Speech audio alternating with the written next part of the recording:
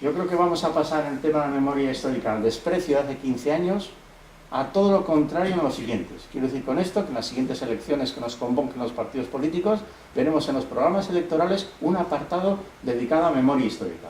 Como lo vimos, algunos de los aquí presentes sois muy jóvenes, como lo vimos con el tema del medio ambiente. El tema del medio ambiente y el ecologismo no estaba en el discurso público de los políticos. Una serie de personas ecologistas de hace no sé cuantísimos años empezaron a impulsar ese espacio y hoy día no hay partido político que no contemple precisamente cuestiones relativas al medio ambiente. Se han creado subsecretarías y ministerios y todo tipo de funcionarios. Aquí va a pasar algo parecido. Pero fijaros que tampoco somos tan extraños nosotros. La política de las exhumaciones se dio en España a partir de la misma guerra civil española para los que ganaron la guerra.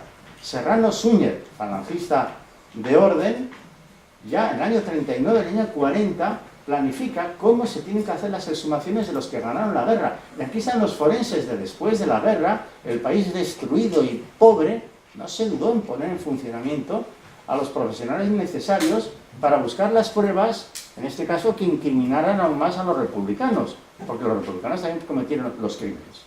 Y así se hicieron exhumaciones como las que veis aquí, exhumaciones masivas, en donde está el ejército metido en estas tareas, y llegó, pasaron los años, y Franco se inventó la historia del Valle de los Caídos, año 1958, que es increíble. Hay 30.000 esqueletos recuperados en toda España. El Ministerio de Gobernación escribió a todos los gobernadores civiles y estos a todos los alcaldes para preguntar dónde había gente enterrada. Los alcaldes respondieron y se exhumaron en aquel tiempo a 30.000 personas que se llevaron al Valle de los Caídos en estos camiones que veis aquí. Los restos estaban introducidos en estas cajas. Cada caja procedía de un pueblo.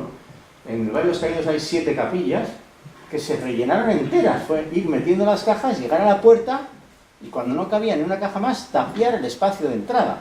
Bueno, esto es una cuestión ahora muy polémica, porque como Franco no tuvo el suficiente número de víctimas después de su propia campaña de guerra que había hecho, se llevó también al Valle de los Caídos a muertos del otro lado, del lado de los republicanos. Os podéis imaginar que cuando algunas familias han sabido que después de asesinar a tu padre, a tu tío, al hermano mayor, encima se han ido al Valle de los Caídos, hay un follón gordísimo.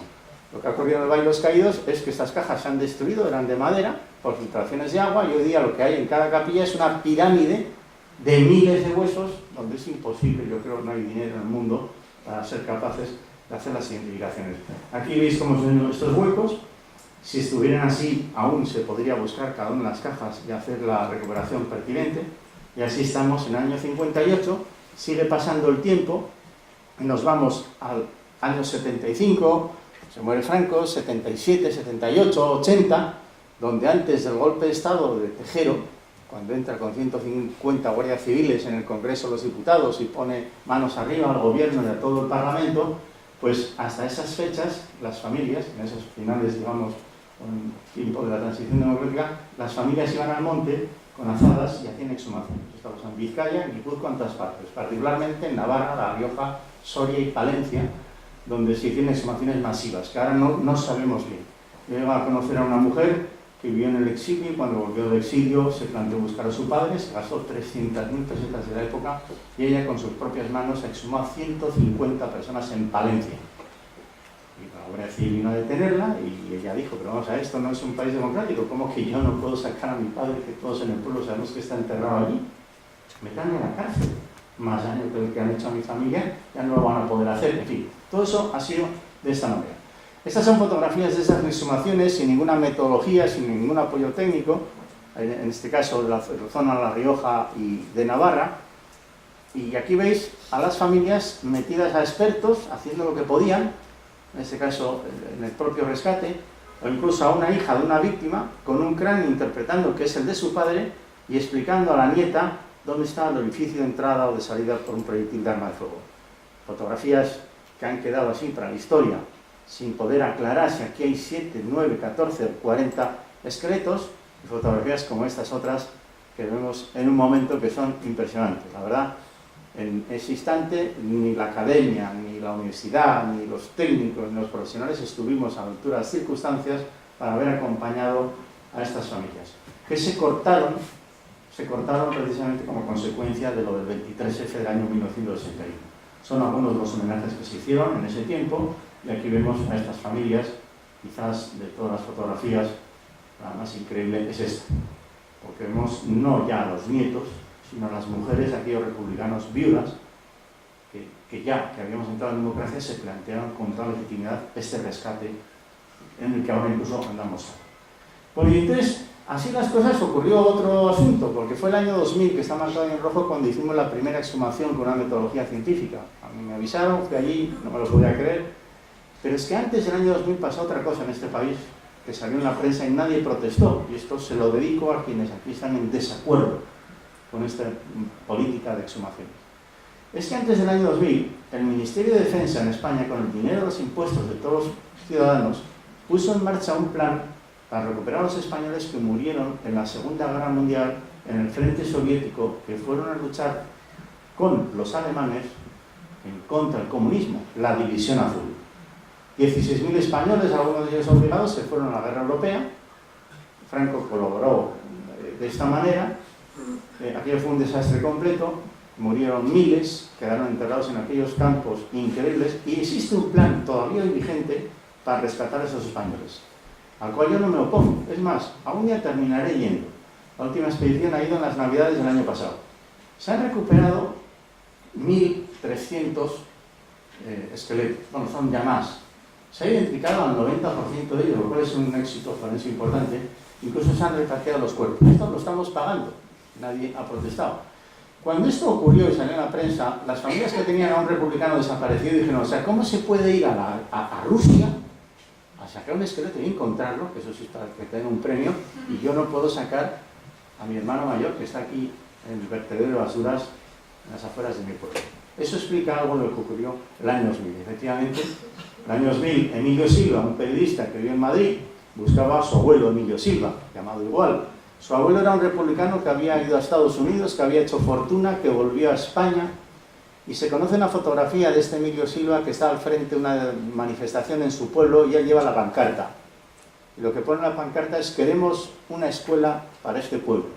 Este es el republicano, Emilio Silva, el abuelo, que había conocido, como digo, otras formas de organizar el mundo, y que aspiraba a que en España pudiera hacerse algo parecido. Y por eso le mataron junto con otras 12 personas más. El caso es que a este le dijeron, no, si tu abuelo está enterrado debajo de aquellos árboles. Fuimos, encontramos la fosa, la primera fosa en la que se utiliza el ADN y la metodología científica, con expertos, quiero decir, todas las anteriores las habían hecho las familias, y ahí encontramos pues, a los 13 civiles que están aquí. Y bueno, pues son las fotografías de algo que ha pasado, queda un poco como el recuerdo, porque es simbólico que a partir del año 2000 en España el movimiento de la memoria histórica arranca con muchísima fuerza. Este es el esqueleto número 13, el cráneo destruido por el proyectil de pistola de arma de fuego, un proyectil blindado que aparece aquí, y esto te permite hacer las cosas casi como si fuera un ejemplo de hace 2 o 3 años. Pero lo que ocurrió ahí, que yo no tenía previsto, es que estando buscando a Emilio Silva, el abuelo, apareció un testigo, que es el que enterró los cadáveres. Y esto no lo habíamos previsto ni nosotros ni la familia, y fue una conmoción. Y esto se ha repetido montones de veces más. ¿Tú crees que estás hablando de una cosa de la Atapuerca casi? No, Atapuerca no. Este señor vino aquí con un bastón, temblando, y explicó cómo fue el asunto. Explicó quiénes lo habían matado. Y los cuerpos estuvieron en una noche en la intemperie, y a la mañana siguiente, el que tenía 15 años, le obligaron a hacer un agujero con unas azafadas, otros del pueblo, etcétera, etcétera. Eso fue terrible. Vale, pues lo podéis imaginar. La familia, que está el nieto, y los demás allegados quedaron absolutamente conmovidos, y nosotros que estamos aquí vestidos con bata blanca y nos metemos en el laboratorio también. Y esto lo pongo así adrede, porque esto empezó a dar vueltas y no para. Y no va a parar, ya no puede parar. Hoy día las exhumaciones suelen venir estudiantes de arquitectura, de periodismo, de bellas artes, de medicina, de lo que queráis. Y esa gente que viene y ve esto de cerca y está hablando con los familiares queda atrapada por completo. Me satisface bastante encontrarme en los pasillos del hospital o en la calle con alumnos brillantes que son cirujanos torácicos hoy día o dermatólogos, da igual, y que me suelen decir, oye Paco, te voy a decir una cosa, de los 6 años en que yo estuve estudiando medicina, uno de los recuerdos que tengo como increíble fue aquel día que te acompañamos a no sé qué sitio a hacer una exhumación. Siempre es para recordar el primer día de clase en anatomía, o la primera vez que ves a un niño llorando al que no puedes explorar, o notificar a un paciente que tiene un cáncer y se va a morir. Claro, eso lo conocéis mejor que yo, pero también tiene incorporado este dato como algo con una fuerza y un valor humano extraordinario. Así fue aquella exhumación y nosotros hemos procurado transformar esa imagen en blanco y negro en esta otra con criterios de modernidad. Hemos procurado transformar aquella imagen que hemos visto antes en esta otra, donde es perfectamente posible hacer los análisis ya con más medios. Este es el mapa de fosas en España, que cuando lo ven gente de Guatemala o de Francia, o da igual de dónde, se quedan absolutamente alucinados. Hay fosas, por supuesto, en Canarias, en Baleares. Hay fosas en Marruecos, porque en aquel tiempo España tenía el protectorado de Marruecos y no dudaron en asesinar a funcionarios públicos republicanos que están hoy día enterrados en el territorio de soberanía de Marruecos. Bueno, y así va pasando el tiempo y nos acercamos a las últimas exhumaciones, la experiencia de los últimos 15 años, donde solemos hacer este tipo de informes técnicos. Son informes fríos. Un informe pericial siempre es un informe frío. Nos tenemos que expresar de manera objetiva e imparcial. Y son aproximadamente estos, los que veis aquí, cada uno de su disciplina. Quiero decir con esto que a mí me puede tocar un poco más esta parte de aquí o coordinar todo ello, pero hay especialistas en cada uno de los puntos que toquemos. Si aparece munición, pues hay expertos en balística forense, etc.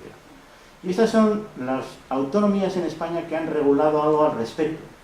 Galicia, Asturias, País Vasco, Navarra, Aragón, Cataluña, Andalucía y Extremadura. Las demás, intencionadamente, han dicho que no van a hacer absolutamente nada. Es increíble cuando nosotros vamos a hacer exhumaciones, a buscar a desaparecidos de personas que viven en el norte, es decir, que viven en el País Vasco, pero que sus antecedentes familiares están en Burgos o están en Andalucía. Personas que son vascas hoy, pero su hermano mayor o su padre, pues es, no sé, de un pueblo concreto de Castilla, ¿no? Y cuando vamos allá, el desamparo que existe es como para no creérselo. Yo he visto una exhumación que se hizo en Valladolid, donde tras recuperar los restos y analizarlos, fueron a enterrar, los familiares fueron enterrados en el cementerio del pueblo, y aquel sábado a la mañana el cementerio apareció cerrado con una cadena y un candado. Se montó un follón gordísimo. Y tuvo que intervenir la Guardia Municipal. Y los familiares dijeron, ¿pero quién ha puesto aquí un candado? Y de orden del señor alcalde, que mientras él sea alcalde, estos rojos no se van a enterrar en ese cementerio. Eso es, o sea, de una humillación. O sea, ese alcalde aquí no sacaría ningún voto, pero se ve que hay otros sitios donde los puede sacar. Pues un comportamiento de una crueldad increíble a los familiares que estaban con la caja así, sin poder siquiera, para los análisis, etcétera, poderlos llevar al cementerio de su pueblo. Y estos son los lugares de España donde hemos hecho exhumaciones. Bueno, les tengo que decir que hemos abierto unas 380 o más, 390 fosas, y hemos recuperado hasta hoy unos casi 9.000 esqueletos. La verdad. O sea, directamente no damos abasto. Todos los días hay llamadas de gente que a ver si se puede echar una mano, etcétera, etcétera. Esto es increíble. Bueno, esto sería una cuestión estadística, no pasa nada. Y así estamos metidos en la tarea. A mí me toca dirigir los trabajos, o coordinarlos, hacer unas tareas de gerencia, también me implico. A veces no puedo ir a todas las exhumaciones, pero luego los restos sí llegan al laboratorio. Son las fosas comunes que estamos viendo. En este caso tienen todas las manos atadas. A veces encontramos los alambres, por supuesto hablar de los objetos personales. Te impresiona ver a gente que estando en la cárcel le han sacas para fusilarle, y te encuentras las monedas que están entre la suela de caucho de la alpargata y la planta del pie. Uno se ha escondido 2 monedas y el otro la ha imitado, y todos por si acaso los iban a robar, se han escondido el dinero ahí, etcétera, etcétera, etcétera, dentro de los objetos personales, uno de los cuales suele ser el lapicero, afilado a navaja, con el cual se escribían las cartas como la que hemos visto anteriormente. Aún así, yo pongo aquí a de otra cuestión, para que se me entienda cuando alguno dice, estoy en contra de esto. Bueno, que usted sepa que nosotros también investigamos a Manuel de Irurita. Manuel de Irurita era el obispo de Barcelona, que era navarro, que fue asesinado por los anarquistas en Barcelona, y a mí me ha tocado también hacer este tipo de tarea, y lo hemos hecho con la misma metodología. Estas son las fotos de la exhumación, utilizando el ADN y todo lo demás. Este es el cráneo de Irurita, con un tiro en la cabeza, hecho a proximidad, planamente, con el despegamiento que se ve ahí casi como más claro sobre el hueso. Y así estamos metidos, en fosas de todo tipo. A nosotros os he dicho que nos corresponde algo así como documentar la realidad. Tenemos que ser objetivos e imparciales. Y ahora esto os lo dedico, lo que viene a continuación. No sé si. Bueno, alguna vez se suele explicar a los alumnos que un profesor cuando da una hora de clase lanza 1 o 2 mensajes importantes. Todo lo demás es parafernalia, ¿vale? Pues el mensaje viene ahora. Y hace años me di cuenta que no es lo mismo en la vida ser neutral que ser imparcial. Todos tenemos que ser objetivos e imparciales. Pero no podemos ser neutrales si se trata de vulneraciones de derechos humanos. Aquí viene el asunto. Porque mucha gente, confundiendo el concepto de neutralidad con el de imparcial, dice, no, a mí no me toca, no, esto que lo haga aquel, no, yo qué sé. Yo creo que eso no está bien. Si se tratara una discusión sobre un problema urbanístico en Bilbao, en tanto que yo no vivo en Bilbao, como digo siempre, yo me puedo declarar neutral. Yo no sé de qué va el rollo de la rotonda que van a poner aquí en el centro de Bilbao, y puedo decir, oye, no entra discusión, no sé quién tendría razón, pero ni tengo los datos. Pero si yo soy médico y te toca la puerta una mujer maltratada, ¿tú qué tienes que hacer? Todo lo que tienes que hacer, pero no hay un plus que se exige. ¿A quién si no le toca? ¿Al jefe de los bomberos de tu pueblo? Es que yo creo que algunos de los aquí presentes tendréis más sensibilidad que yo en este punto, y otros conviene que se lo piensen. Porque lo que no puede ser es estar bajo el argumento, no, yo como soy imparcial, a mí eso es muy típico. Y así estamos en esta cuestión, en la que hacemos la recogida de testimonios, la búsqueda de documentación en archivo, las exhumaciones y los análisis del laboratorio. Y todo esto tratamos de diferenciarlo entre lo que es un indicio, una evidencia y una prueba. Esto es como muy forense, lo que os voy a decir. Aquí se nos guiamos, qué es un indicio, qué es una evidencia y qué es una prueba. Por ejemplo, esa fotografía de la fosa es un indicio, hasta que es tocado por las manos de un profesional o de un experto. En la opinión de un periodista o de un ciudadano que ve la fosa, que entiende la idea de la injusticia, en la que además de la injusticia puede haber crimen, hay que hacer el ejercicio de transformar el indicio en evidencia. Y si esto no se hace bien de la mano de los profesionales adecuados, no sirve para nada.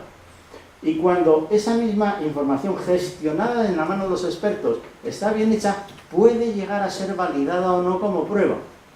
Y en torno a esto, lo digo porque estamos investigando las torturas que se han producido en el País Vasco entre el año 1960 y la actualidad, donde tenemos 5.000 personas entre nosotros, pasa algo parecido. Tenemos que saber gestionar la información que viene como indicio o evidencia o prueba. Veremos si se convierte en prueba en el sentido de que sea validado por las autoridades democráticas que nos gobiernan.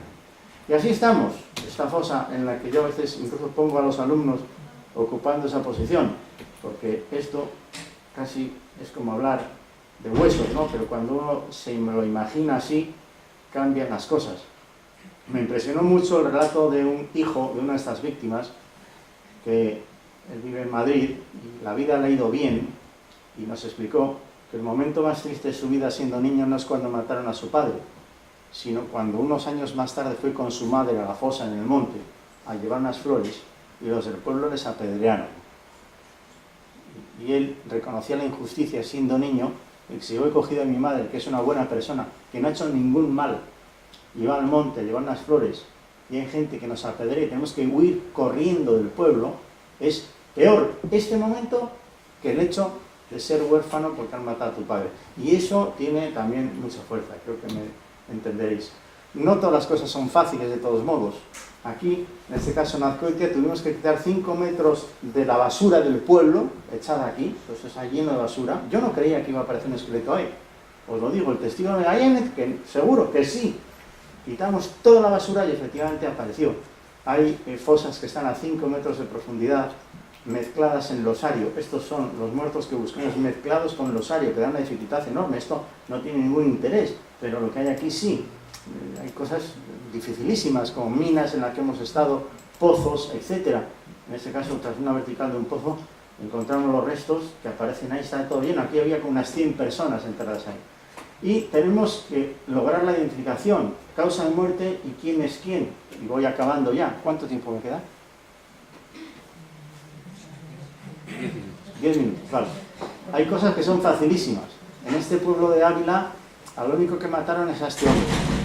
Y vas al monte, encuentras la fosa, encuentras los restos muy disgregados, seguramente te equivocas poco al poder decir que efectivamente al ser el único desaparecido casi incluso sin pruebas genéticas, puedes asegurar que es él y no otro, porque no hay noticia histórica de más muertos en ese lugar. Es un grupo cerrado, así de fácil. Pero hay veces que los grupos son abiertos. Esto de grupo abierto y grupo cerrado es que, para que se me entienda, en un avión se sabe quiénes van en el avión. Es un grupo cerrado. Pero en un autobús puede que no se sepa.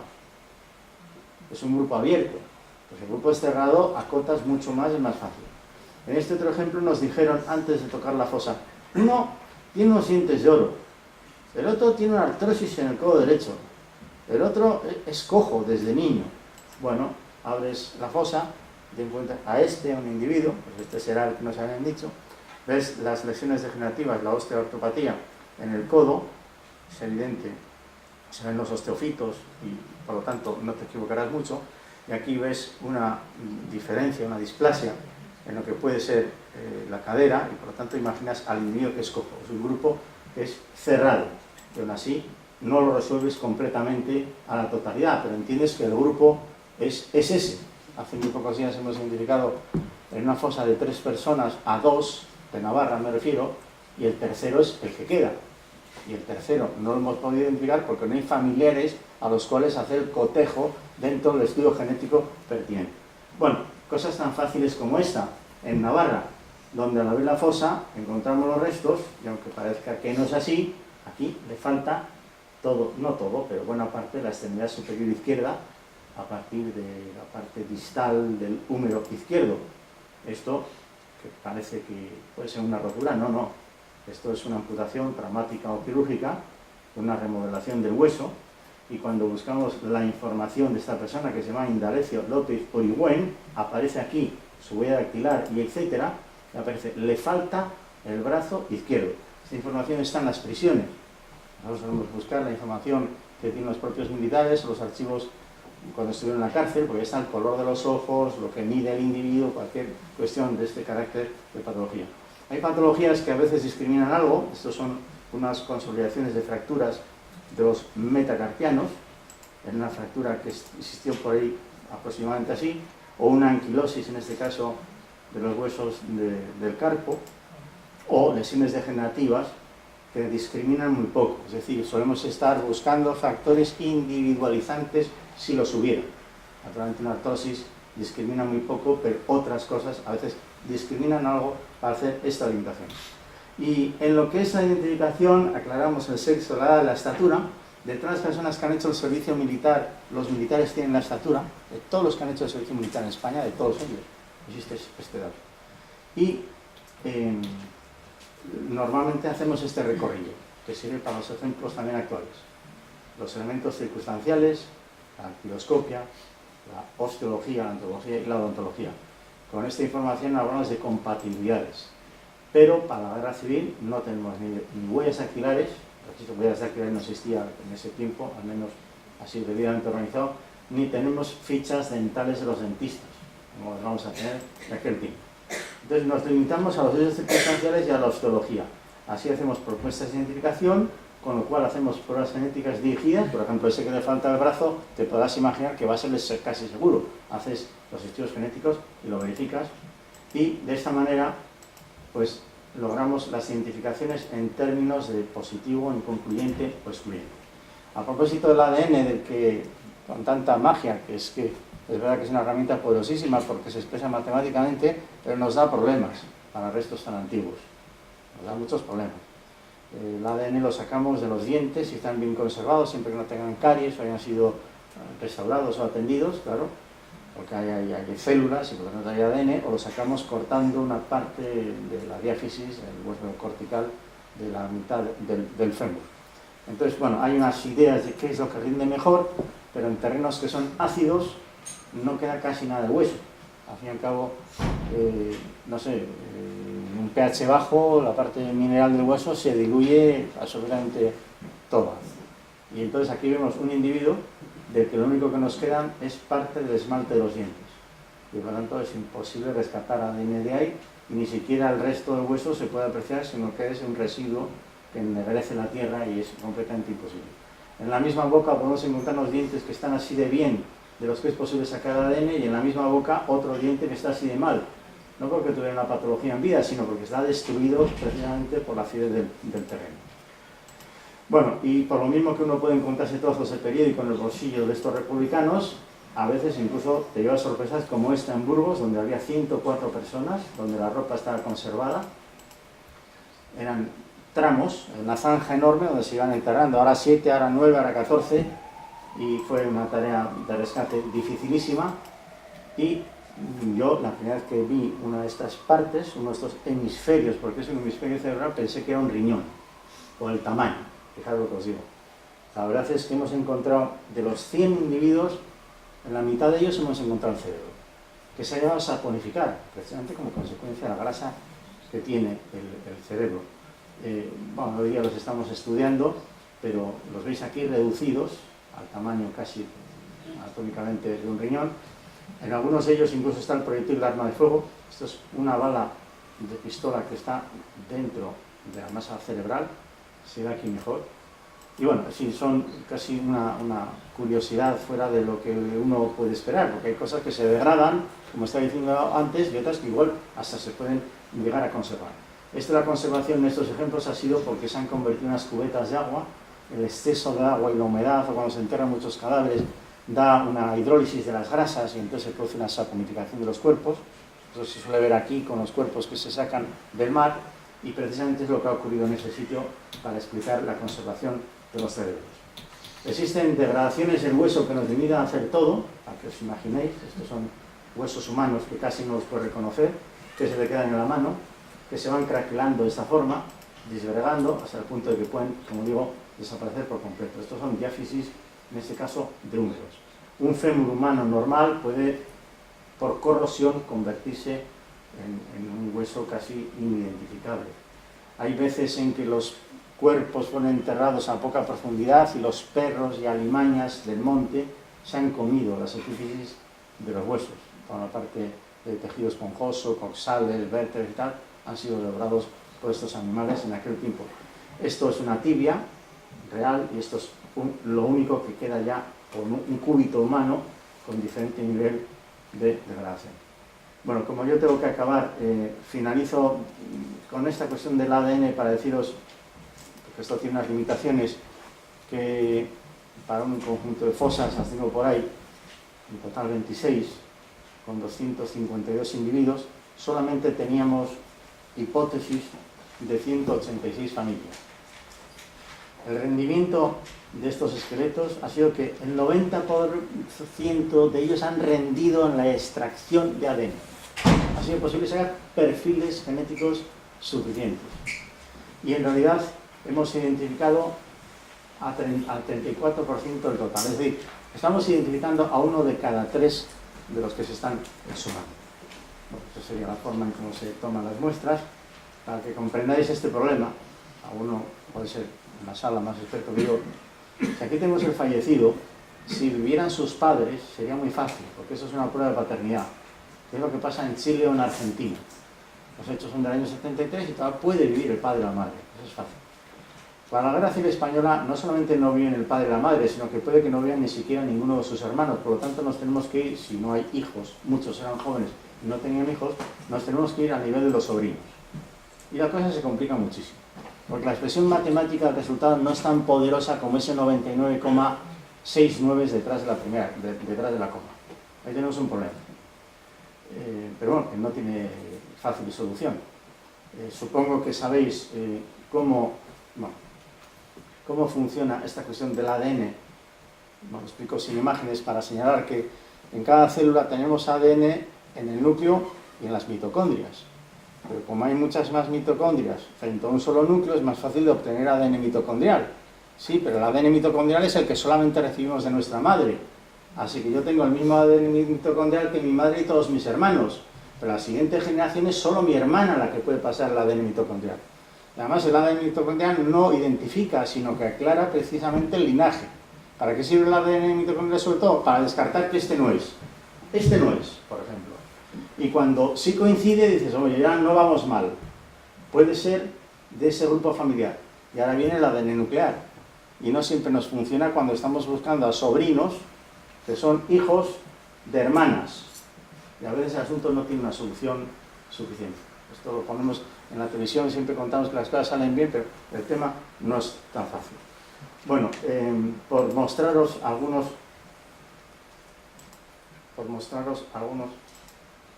ejemplos de patología que también vemos. Esto es el fondo de un calero donde han echado estos cuerpos. Solemos encontrar las fracturas perimortem, como las que se ven aquí. Esto es por impacto de un proyectil de arma de fuego, todo está en conexión atómica, la fractura conminuta. Aquí vemos la fractura también, en este caso. Los huesos están recuperados sin extraer del todo, se aprecian incluso. Podemos encontrar trozos de plomo, hay incluso del blindaje del proyectil, algo de óxido de cobre, etc. Trasladado al laboratorio es así. Parece que es un hueso que se ha roto, no, pero esto es una fractura conminuta por un impacto directo de un proyectil de arma de fuego, que si es un fusil, pues no os digo nada la fuerza que tiene. Al hacer la reconstrucción si hacemos esto, se llega a interpretar incluso dónde está el punto de impacto. En este caso estamos viendo un bisel externo, la bala viene de allá hacia aquí para entendernos. Eso lo podemos más o menos reconstruir. A veces las cosas son así de fáciles, como veis aquí. Y finalizo con esta imagen para deciros que aunque esto tenga muchas limitaciones, el ejercicio de buscar, simplemente de buscar, lo agradecen las familias hasta el punto de que muchas veces cuando no encontramos, o a veces encontramos una fosa y no somos capaces de identificar a todos, nos dicen las familias, no me importa, todos son mi padre. Todos son mi padre. Usted igual terminaría diciéndome que el esqueleto 4 es mi padre, no me importa, son todos mi padre. Y la verdad es que existe por parte de las familias esa percepción, si se les atiende, de que al menos el asunto no va a quedar en el olvido a perpetuidad. Y muchas de las veces los familiares mayores también nos dicen, joder, qué pena que esto no se haya hecho hace 5 años, que mi hermana ha fallecido, porque hubiera estado aquí presente también llorando como todos los demás. Por cierto, y con esto finalizo, lo más grueso que yo he escuchado decir a algunos familiares en la fosa, lo más grueso, es qué injusticia, nada más.